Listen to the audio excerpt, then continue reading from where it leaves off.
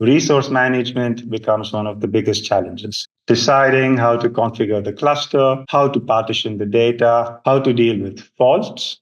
For example, if one particular node runs out of memory, is it going to bring the whole cluster down? We will discuss these challenges and also discuss some solutions in the training. So Spark ML is a high-level API that abstracts away a lot of the Spark internals. We're going to zoom into the model building phase. So the demo that we're going to go through is using Spark ML to build a machine learning model. We're going to look at some dominant paradigms that tend to exist when it comes to scaling up your model training.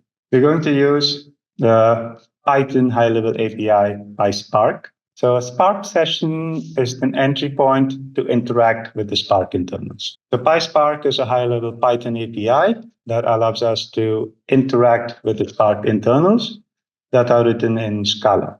So we are going to build a regression model that can predict this particular outcome. So in a sense, we do cross-validation to get an estimate, not just of the error in our model. Spark ML exposes few objects that allow us to also do hyperparameter tuning on a Spark ML model. Thank you.